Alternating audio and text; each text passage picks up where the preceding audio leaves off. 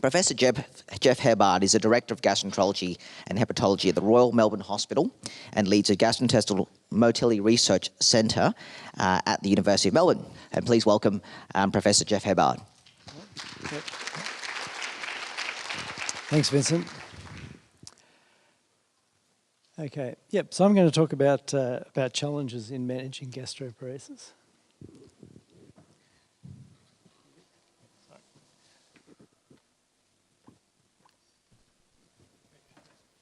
That looks good. All right. So what I'm going to do is to talk a little bit about the clinical definition. We've already been over that mostly. A little bit about the pathophysiology. But more importantly, what we're trying to do when we're treating gastroparesis. A little bit about the patient perspective. Now, Emily and Ashley have given us their first-person patient perspective, and I'm going to give you my distilled observations as to over quite a long period of treating patients with gastroparesis. Sorry, then I'm going to talk a little bit about the perspective that we see as health professionals, a little bit about how the system views gastroparesis, and all the while thinking about what we can do better. So, what is gastroparesis? Well, Michael's told us it's patients who have troublesome upper GI symptoms, and there may be complications such as weight loss or dehydration. They have delayed gastric emptying in the absence of obstruction. However, the severity of the symptoms and the symptoms themselves correlate relatively weakly with the delayed gastric emptying, and we know that delayed gastric emptying is labile. If you're in pain or you're anxious, your gastric emptying will stop. And we also know that we still have a relatively poor understanding of the physiology of gastric emptying and its control, despite many years of study. The condition also blends into a number of other GI conditions, such as functional dyspepsia, and it's commonly seen as part of a more complex functional GI disorder in people who have other gastrointestinal symptoms and often symptoms that arise from other systems. So, in theory, it should be a simple disease. The stomach doesn't work. Well, we can fix the underlying motor problem, maybe a bit more easily said than done. We could bypass it with tubes in various ways, or we could just remove it. But unfortunately, it turns out to be not so simple. As I said, we don't really understand why the stomach empties. We don't really understand, therefore, the things that make the stomach empty slowly. And I think very importantly, we don't understand where the symptoms that people get from their stomach, how those arise, and also how they're interpreted. So we have very limited understanding of the sensory physiology of the stomach as opposed to the motor. We can measure gastric emptying easily, much harder to measure what the sensations are coming from the stomach and how those are modified and then reported to health professionals as symptoms. So it's not just a disorder of gastric emptying. We see patients who have delayed emptying, and we know that there's a poor correlation between the emptying and their symptoms. And as was mentioned, we see patients who have normal gastric emptying but have exactly the same symptoms and are in other ways very similar to patients with gastroparesis. We know that if you put a tube across the pylorus, you certainly don't always fix the problem. And we really don't understand the pathophysiology, and Michael has been through these. There's many possibilities, and it's possible that in some people with gastroparesis, one mechanism is dominant and not in others. So this is just an example of a study which looked at patients coming along to have a gastric emptying study, and you can see that across a range of symptoms, with some minor exceptions, there really wasn't very much difference between those who eventually finished up having delayed gastric emptying and those who didn't. So we have a heterogeneous disorder. We recognise traditionally three groups. We have the post-surgical, so the gastric surgery, previously for ulcer, now much more for the fundoplication and bariatric surgery groups. We have a group of patients who have an underlying systemic disease, of which diabetes is the most common, but there's a long list of others. And then the most common group, certainly the most common in my waiting room, which is the idiopathic, some who appear to have a post-infectious etiology, some where it just seems to come on out of the blue, and some where it's part of this more sort of complex functional GI disorder, which may be associated with autonomic dysfunction, joint hypermobility, and other pain syndromes. So we can think about how we might look at gastroparesis, and we really need to phenotype it. We need to determine what the characteristics are to try to help us to treat it better. So we can look by clinical group. I've already been through those. Perhaps by dominant symptoms. Is it nausea and vomiting? Is it pain? That might help to define the order in which we provide treatments. Is it by other clinical features, so things like the presence of hypermobility? Is it part of a complex functional GI disorder? Or are there past psychiatric issues that might be contributing to the illness? And then maybe we can define it by pathophysiological features, by the rate of emptying, the degree to which it's delayed, by the degree of visceral sensitivity, not something that we typically measure, but I think probably important, either to distension or to the presence of nutrients, or perhaps by the neurophysiology function, so looking more at how the nerves and muscles are working. And then we might get even smarter and look by biomarkers. We can get histopathology, do special stains on it, maybe look at some measures of immunological function or genetic markers. So there's a whole lot of different ways in which we could phenotype gastroparesis that might help us to predict our response to treatment and perhaps direct treatment. So what would we like to do? Well, of course we'd like to cure it. That seems some distance off at the moment, but certainly something to keep aiming for. But in the meantime, we'd like to optimise quality of life, and we do that at least in part by controlling symptoms. We'd like to maintain and improve nutrition, and in patients with diabetic gastroparesis, the glycemic control. We want to control the associated symptoms and problems, so gastroparesis isn't occurring on its own, it's occurring in a person who has other issues either alongside the gastroparesis or as a result of the gastroparesis. And we want to avoid complications, so those due to the illness itself and those in which doctors or the system can inflict. And finally, we want people to live as normal a life as possible. So where are we now? So we have a poorly characterised and poorly understood condition. It's likely to be heterogeneous. It's not going to be one size fits all.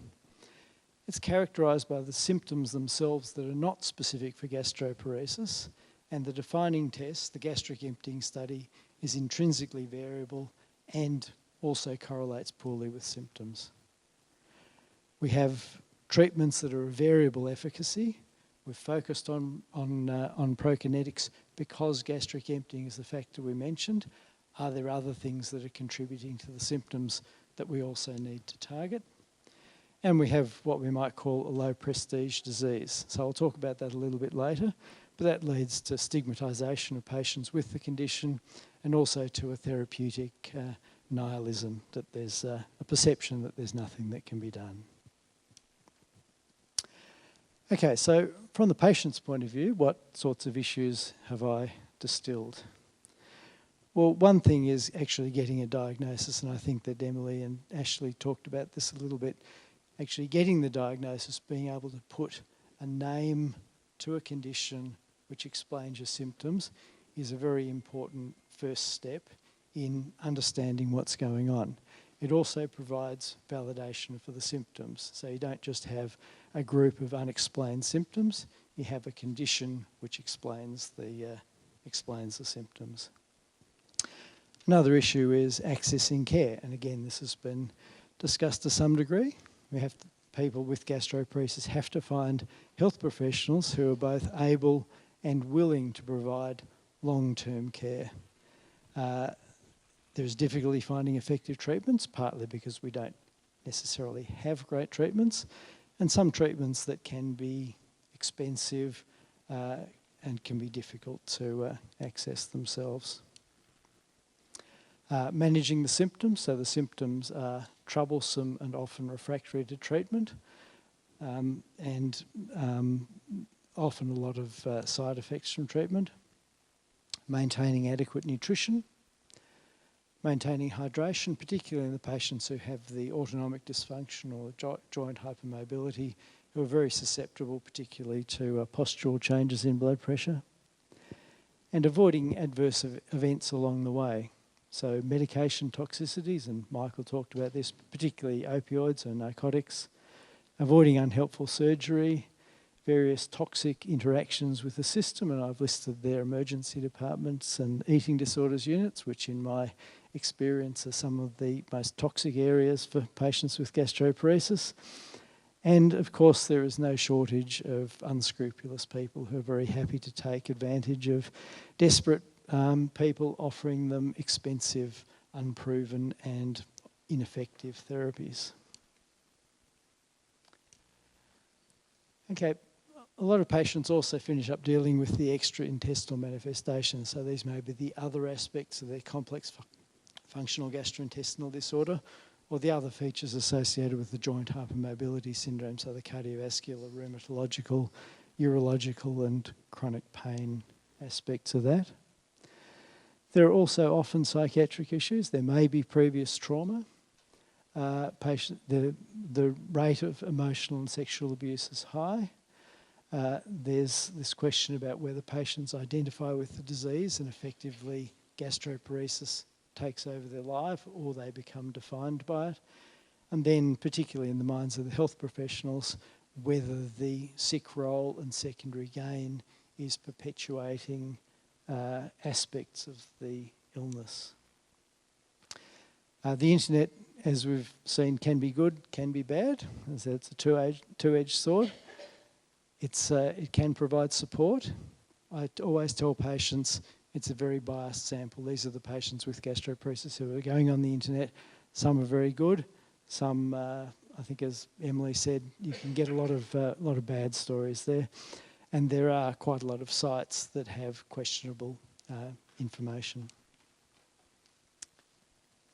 So if we're thinking about nausea and vomiting, bloating and fullness, what sorts of things are contributing to those? So undoubtedly gastric stasis, so the slow gastric emptying. Sensitivity of the upper GI system, so as I said, distension, going with the gastric stasis, and also probably to nutrients. The various things that may either precede or come as a result of gastroparesis or its treatment. Constipation often makes upper GI symptoms worse. Okay, so the effects of nausea and vomiting. Well, there's a dramatic reduction in quality of life. Nausea is a very destructive symptom. It also leads to problems with nutrition due to both reduced intake and increased loss if vomiting is a feature, and also with hydration for the same reasons. And if things are severe enough, there can be electrolyte derangements with hypokalemia, alkalosis, and if enough weight's been lost, then the electrolyte effects of refeeding syndrome. So what can we do for them? Well, the first thing we always try is dietary modification. So Jess is going to talk about this in more detail, so I'm only going to touch on it briefly, but changes in texture, composition, and the volume and timing of food intake. We can try enteral feeding, so post-pyloric feeding. And I noticed that quite a number of the people in the video had what appeared to be at least a nasogastric and probably a nasojejunal tube, which is always how we certainly start off. Gastric venting can be very helpful for nausea, vomiting and pain, either via a PEG or if they need jejunal feeding, a PEG-J. And we always need to treat reflux, both because it's a common symptom and because reflux itself can contribute to nausea and vomiting. So we also have a group of treatments that really focus on increasing the gastric emptying rate. And the main ones of those have been the prokinetic drugs. So metoclopramide, which is available everywhere, domperidone and prucalopride, which we have in Australia, erythromycin as a motilin agonist, and some newer agents. So these are all targeting different aspects of motility.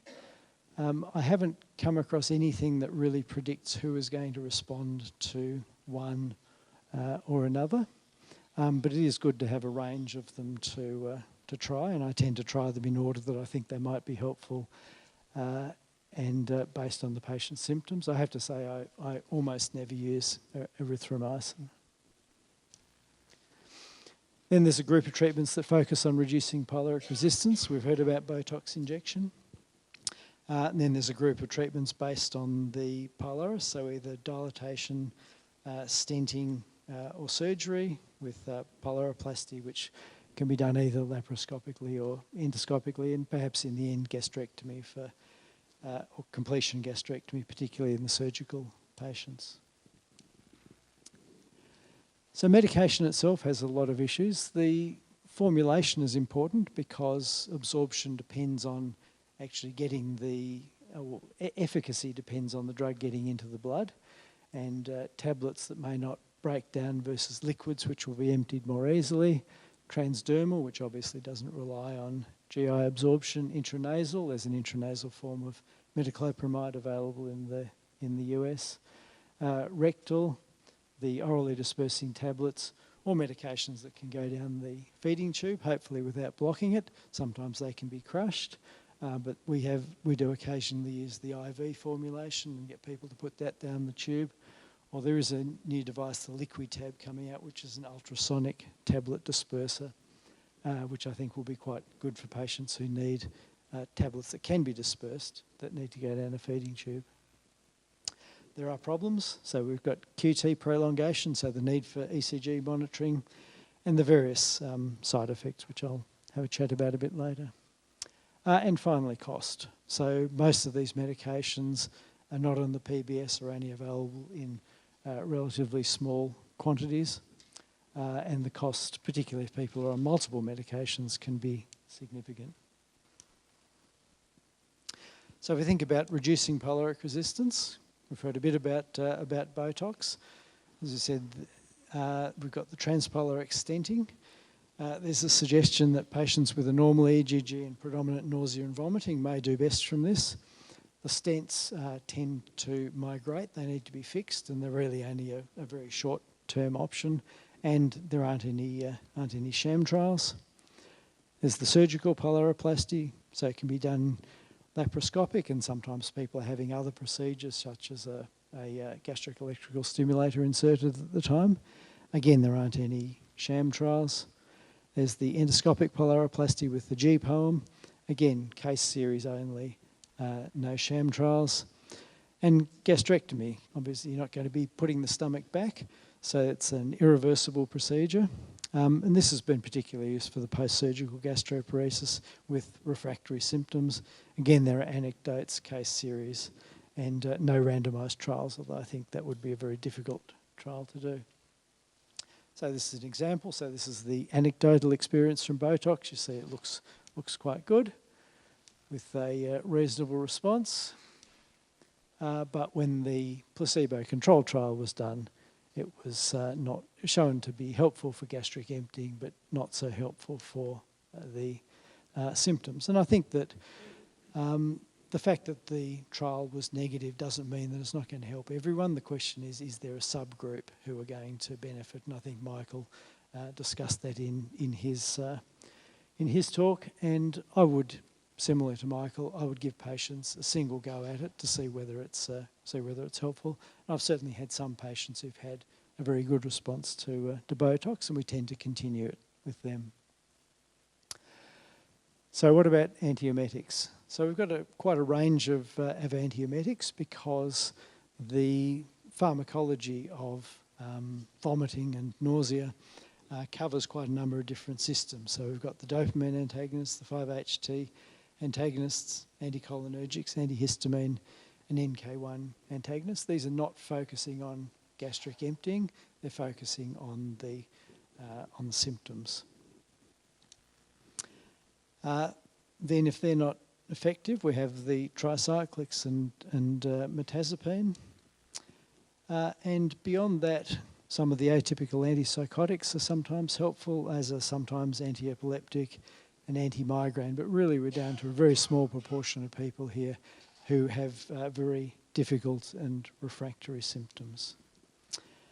Cannabinoid agonists are just becoming available in Australia. I have quite a number of people who are keen to try them.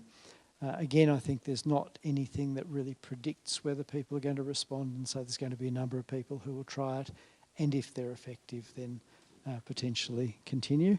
The barriers are that there are major regulatory barriers in terms of getting approvals from state and federal governments, and it will also be quite an expensive therapy in the sort of hundreds of dollars to $1,000 a month range, and certainly hospitals are not lining up to pay for it.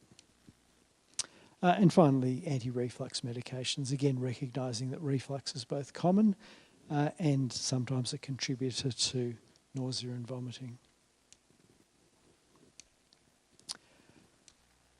Okay, then we can move into the more exotic area. So we have electrical stimulation. So we've heard about the gastric electrical stimulation with the Intera, but there is and with the interferential stimulation. There is also a device that is a transcutaneous vagal stimulation that I've had 2 patients now try, one of whom found it to be quite helpful. And remembering that we always need to exclude mechanical contributors to nausea and vomiting. So patients who've had previous surgery, adhesions is always a question. And we've had a few patients who've actually had their nausea and vomiting caused by the treatment. So patients who've had a jejunostomy, which has resulted in kinking of the small bowel and a mechanical obstruction from that, and also balloons prolapsing through the pylorus into the duodenum and causing a gastric outlet obstruction. So there are there are things that we may have done that may be causing the nausea and vomiting that we need to think about.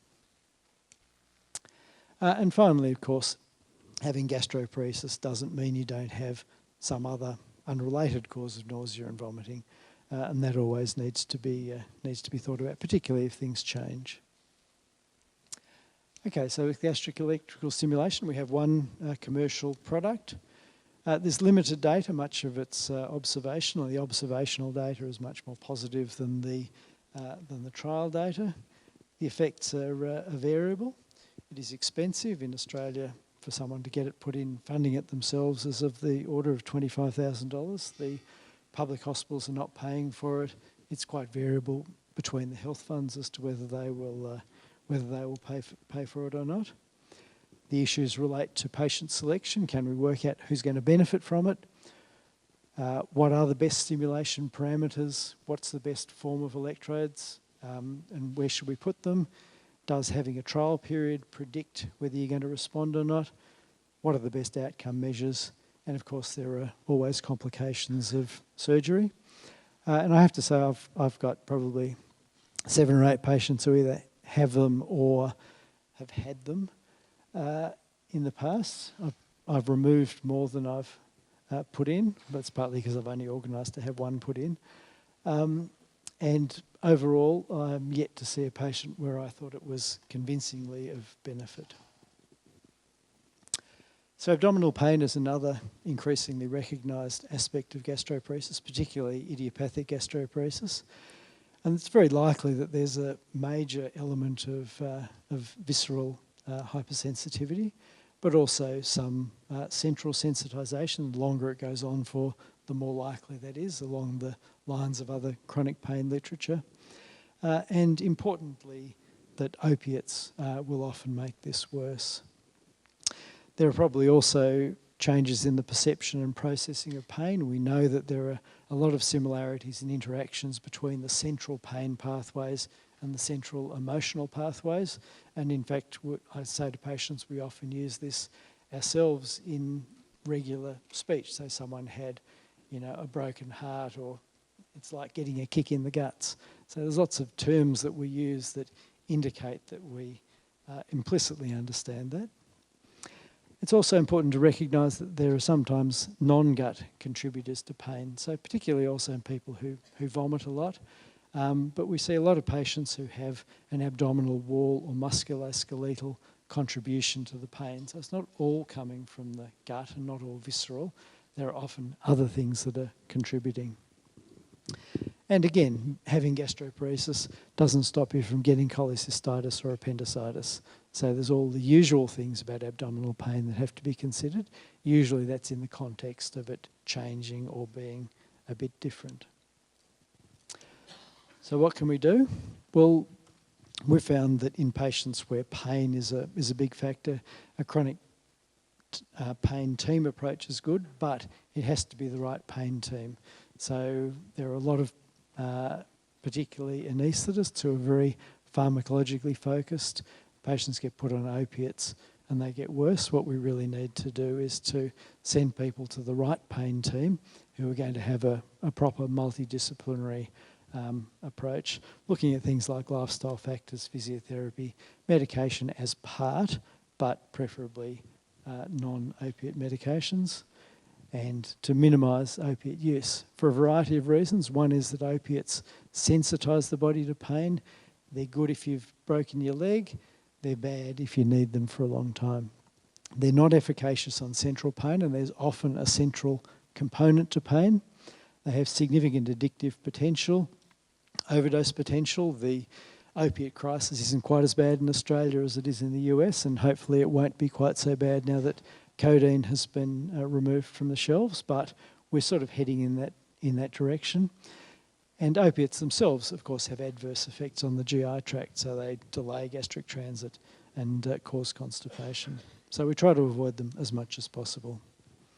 So we need to think about what the factors are that are contributing to the pain, how much of it is gut sensitivity, how much of it is central, are there other factors such as musculoskeletal pains, and how much is the anxiety and depression perhaps as a result of the pain contributing to it getting worse. And then we need to put together an individualised plan, and people need to have a plan as to what's going to happen for their background symptoms, so the symptoms they get every day, and then a plan as to what to do if things get worse, hopefully avoiding going to the emergency department, and having the team available so that it can give advice to the person and hopefully keep them out of hospital. So we've got a long list of drugs that we can use. Again, these are all acting on slightly different aspects of the pain system. And you see I've put opiates down the bottom there in brackets, and tramadol, if it has to be used. We have a lot of patients who are on chronic opiates, and it's a very difficult problem. Okay. Then electrical stimulation, particularly where there's a musculoskeletal component. I've had a number of patients who found tends to be helpful. Okay, so nutrition and hydration. Again, Jess is going to cover most of this, but reduced intake is common, and we need to think about the postprandial symptoms as to what we can do about those. But then the general effects of nutritional issues on impaired quality of life. So the symptoms, so hypovolemia from dehydration, fatigue from malnutrition, the morbidity, and then, of course, young women vomiting, pain, leads to the suspicion of disordered eating being a part of the problem, or perhaps even the whole cause of the problem, and that can lead to a lot of angst and toxicity. Then we've got a group of people who then, even when we feed them into their jejunum, develop a progressive feed intolerance with pain, nausea, just on feeding. So post-pyloric feeding, nothing, stomach's been taken out of the equation. And they're a very difficult group of, they've got a very difficult problem. And a couple of those have finished up on TPN. So we can modify the diet, we can supplement, we can do enteral feeding. We always try nasojejunal feeding, and then we either move to a PEGJ if they need to vent, or a surgical jejunostomy usually. And we take the opportunity, if they're having a surgical jejunostomy, to do a full thickness biopsy now of the stomach and the cecum along the way, because it's usually put in laparoscopically. Some patients get by with regular IV hydration, so particularly the ones with autonomic dysfunction or the hypermobile group. And as we said, a few finish up on parenteral nutrition. This is always a very difficult decision to make. Does the patient have an appropriate indication? They appear to have a normal length of functioning gut, and it's very hard to. They don't fit the normal criteria for requiring parenteral nutrition. And then there's also issues about resource utilisation. So it's an expensive treatment, takes a lot of staff time, and there's always a question about can the patient manage the parenteral nutrition themselves.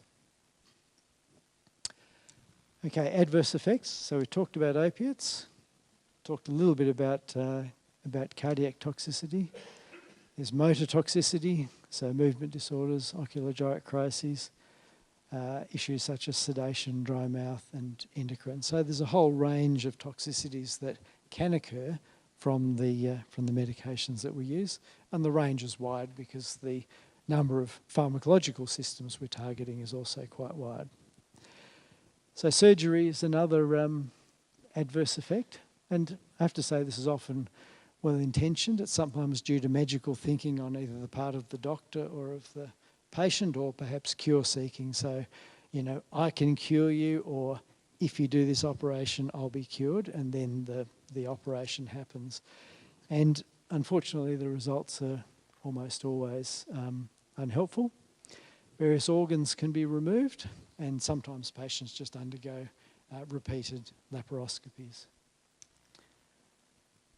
So if patients have had surgeons, less so in the laparoscopic era now, but the presence of adhesion, so particularly patients who've had surgery a long time ago, can lead to recurrent bowel obstruction.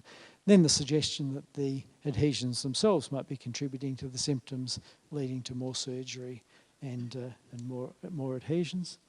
So I think it does have a limited role. As I said, we use it for feeding tube placement, for jejunal tubes, and often combined now with the full thickness biopsy. So other medical adverse effects. So the medical interactions with many patients, but particularly patients with gastroparesis for a variety of reasons, can have very strong nocebo effects. So the nocebo has been called the unhappy alter ego of the placebo effect. So it's a bad effect which is induced by treatment. The particular areas where this seems to occur, in my experience, is in emergency departments and eating disorders units. But there's also, as we've talked about, problems with quacks. And admission to hospital is very problematic in patients with gastroparesis. They come in, they're seen as having unvalidated illnesses and symptoms. There's often a suggestion of malingering. Why are you here? You're wasting our resources. The doctors don't feel that they can do anything for the patient. There's a frustration about that. As is traditional in medicine, we don't understand something, we blame the patient.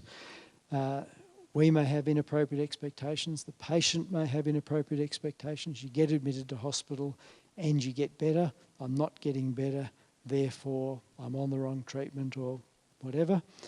Systems in hospital tend to be very rigid, particularly around medications and what people are allowed to do. That takes away people's autonomy, and it's often, as I'm sure Simon will talk about, a lot of people with these problems like to be in control of what they're doing, and that leads to problems. People get dissatisfied. Probably I deal with all the complaints that come to our department, and a significant proportion of them come from people with the functional GI disorders. And then in the end, often people come out of hospital and they're no better than they were when they went into hospital. So admission to hospital, we try to keep people out as much as we can. So what about alternative medicine? Well, the alternative medicine practitioners are the masters of the placebo effect. So they really understand the things that go into it. And I'm not saying that in a negative way, because I think we should be utilising these factors in regular medical consultations. So they spend time with the patient, they provide empathy to the patient, they provide the patient with an explanation for the symptoms, which validates the patient's symptoms. They provide treatment which is based on their and the patient's understanding of the condition. And those are all the things that go into the placebo effect, which is not a negative thing, it's actually a positive thing that improves the experience of disease, which is illness. So we're treating illness, not the disease. Having said that, our routine medical treatments have not been particularly effective in treating the disease, so maybe we need to also treat the illness. And of course there are some specific modalities for which there is some evidence. So acupuncture, there is some evidence for it, but also the alternative medicine practitioners do use some phytochemicals. Probably the cannabinoids would be the most common one in Australia at the moment that might have pharmacological effects. Okay, and then we need to manage the associated symptoms. So we have constipation, pelvic floor dysfunction, other features of autonomic dysfunction, particularly in the hypermobile group, musculoskeletal again in the hypermobile group, and the effects of chronic pain. Then there are the psychological and psychiatric effects, some of which may be primary, and some of which may be due to the chronic ill health that patients suffer. And then stigmatisation. So we have a low prestige disease, and I would bring your attention to this article in the Medical Journal of Australia from just a couple of weeks ago, that talks about disease prestige and how diseases such as cancer have a high prestige, and I think it's very clear that that we have a low prestige disease. So what can we do? Okay. Oh, sorry. So there are also other significant effects on people's self and also on their quality of life. There's the frustration and hopelessness of dealing with a disease that's very difficult to treat. Those things themselves can lead to worsening of the symptoms and also, of course, to depression. There's the effects of the illness on both relationships and the family. So the social isolation, can't go out to dinner, I think we heard that. Fatigue in either relatives or other support people, and also where the illness fits into the family dynamics. There are financial effects. If you can't work, your earning capacity is reduced, and you're getting prescriptions for medications and treatments that may be expensive. There's grief, both for lost opportunities, for inability to work, inability to have a career, the financial losses, loss of relationships. Can I have children? What's their outlook? Is it even possible to have children?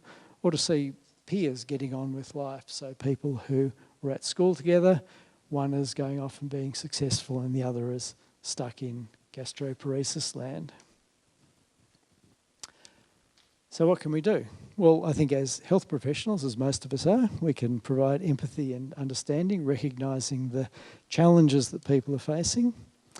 We can try to find out what the dominant symptom is, and so what is that symptom, and then provide a management plan starting off there. We can provide support. We try to give patients what we call a medical home. So rather than doctor shopping, they can give us a call, and trying to avoid ED as much as possible. Treating the extraintestinal symptoms, and also psychological treatments, which Simon will be talking about. So what about health professionals? What are our issues? Well, one problem is that patients with gastroparesis don't fit our standard hospital medical model.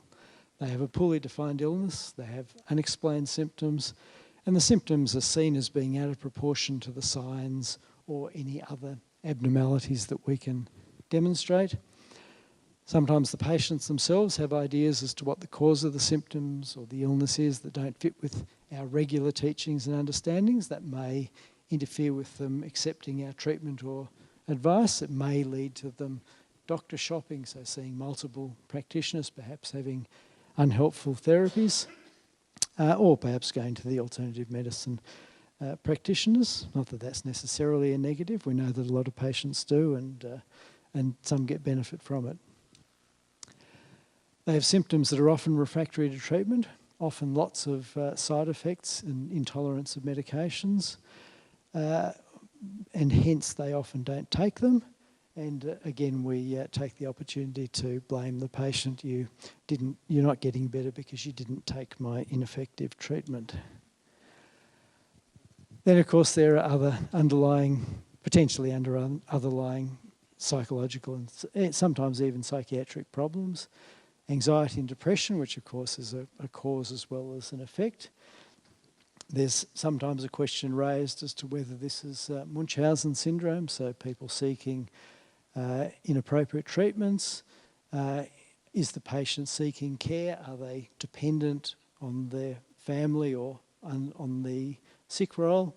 Is there an underlying personality disorder, or does the person have particular delusions? So some people have delusions about an infection causing their illness, or about particular food intolerances, which can be very difficult to deal with. And then there's a time commitment. So the consultations tend to be long, and there's a need for some sort of crisis response, which is often needs to happen at fairly short notice.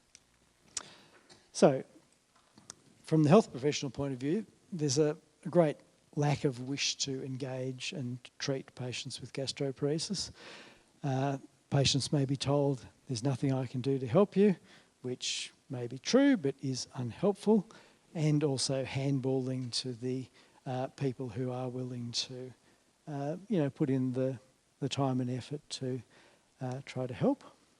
There's also a nihilism, so effectively nothing I can do for you, or an emotional nihilism and withdrawal. And then the factors that contribute to the nocebo effect. So particularly in outpatients, being rushed, being rude, devaluing the patient's symptoms. Those are all things that will make the situation worse. So these are all the nocebo effect. So what can we do? So we need to acknowledge what the issues are, what the effects of they are on the patients and also on us.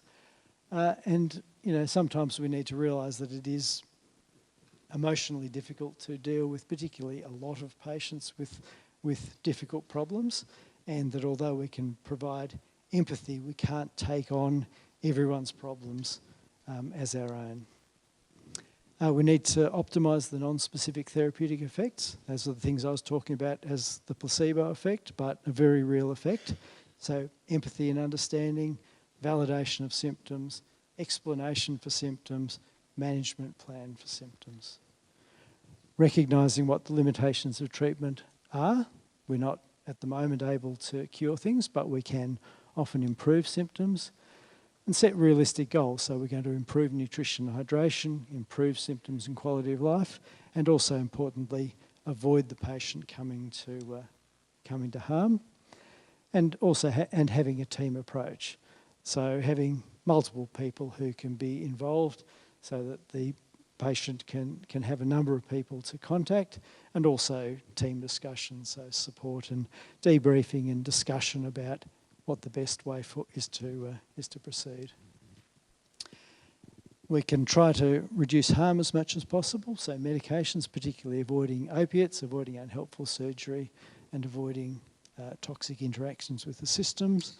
So I've talked about giving people a medical home that's responsive to their inquiries, and time. So, and with a commitment to providing long-term care, either alone or in combination with another gastroenterologist. And sometimes we need to be a little bit mindful and let it go past us and not be too upset by what happens. So what about the system? So the system's very concerned with resource utilisation. Patients with gastroparesis use a lot of resources.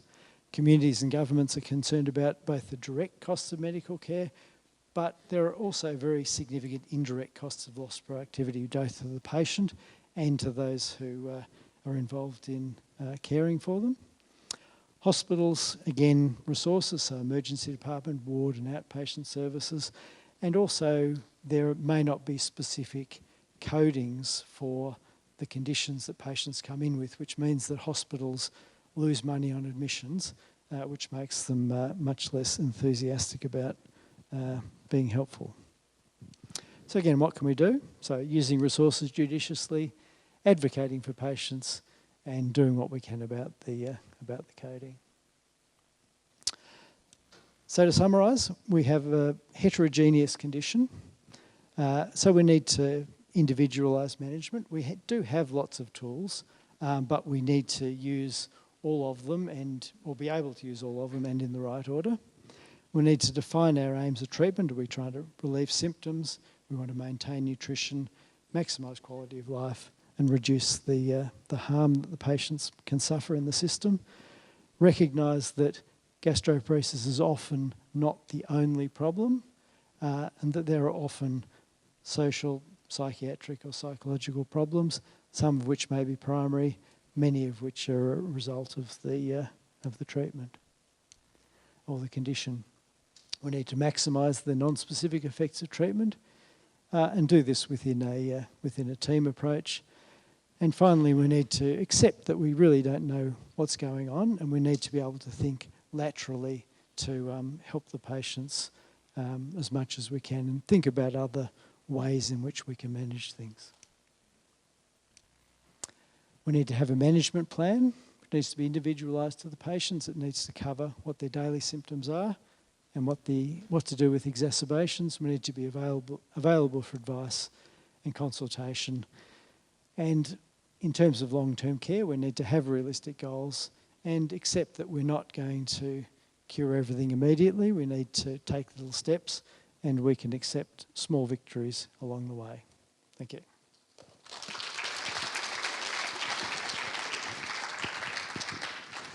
Thank you, Geoff, for that. That's excellent. And we have a small gift for you as well. Right. This is very portable as well. That you can take it to Japan. Geoff, if you can have a seat. So we'll allow some questions for Geoff. Where is the mic?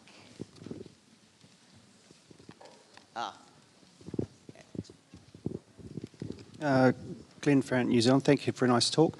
Just want your observations on marijuana use. I have a couple of patients that I'm sure get by intermittently using marijuana, and they're adamant that they don't use it habitually, but with habitual use and its association with cyclical vomiting disorder, do you have any advice when patients sort of tell you they want to use marijuana as to when you tell them to go a bit easier on it?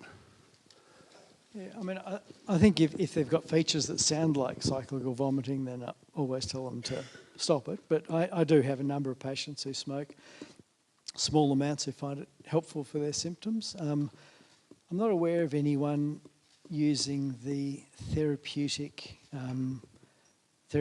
available ones that getting cyclical vomiting from it. I suspect partly because it's probably the formulations are a little bit different in terms of the THC to the D and B, the ratios.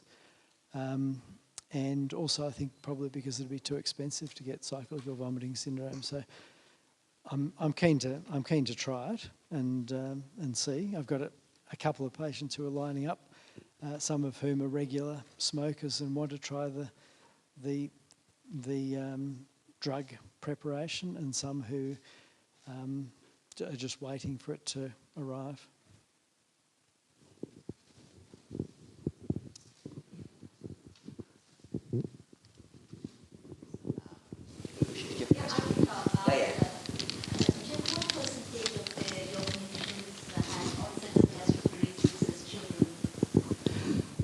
So I see some people where it's come on in adulthood, and I see some who I've inherited from the paediatricians. I say that I can always tell how enthusiastic the paediatricians are to get rid of them by how close to the 18th birthday the letter's written. I think our paediatricians tend to transfer them after 18, and so if the letter is written on the day the patient is 18 and 1 day, then you know that it's going to be a very challenging situation.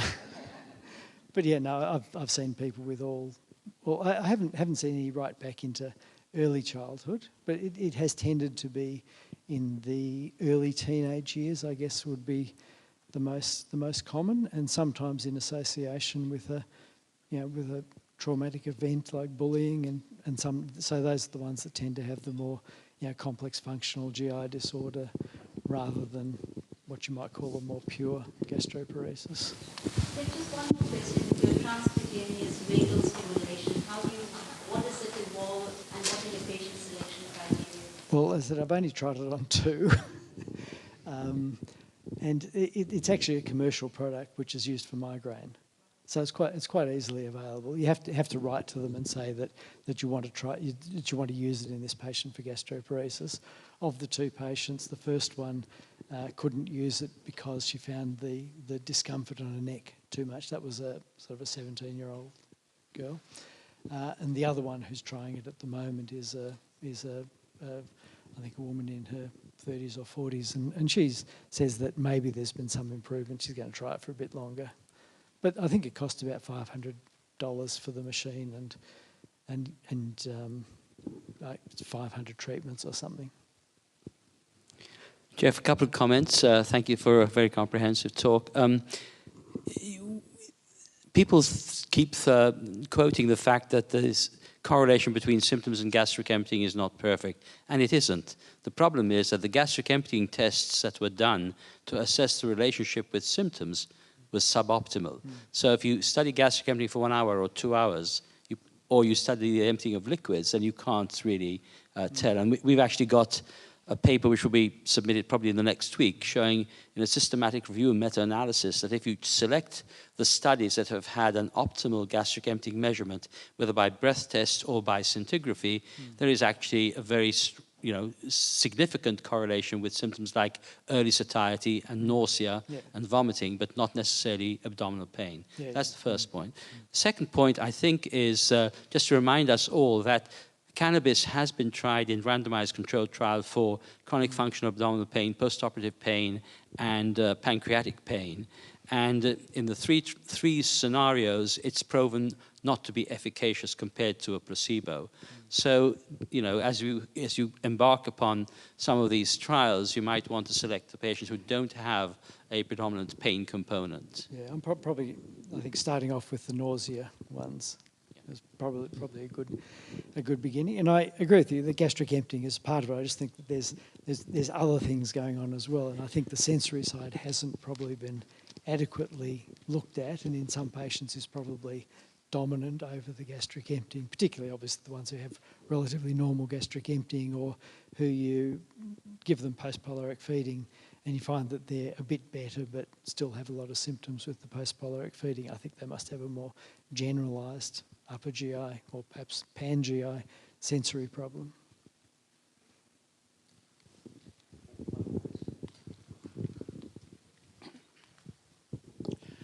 It sounds like from the young ladies talking, you're talking, and everyone else, it's quite a labor to get diagnosed. So how much do you think that Aboriginals don't get diagnosed, poor people don't get diagnosed, multicultural people don't get diagnosed or misdiagnosed with, I don't know, substance abuse, malingering, all the other things? Yeah, well, I guess we don't know exactly how many there are, but I suspect it's probably quite common. I guess I don't see them because they don't come to me, but there's a lot of people who bounce in and out of emergency departments, and emergency departments are not good at recognising a lot of common GI conditions, or it gets called gastritis, and recurrent gastritis, and that's not a term that I believe in. I haven't seen any, no, but I imagine that diabetic gastroparesis is probably quite common.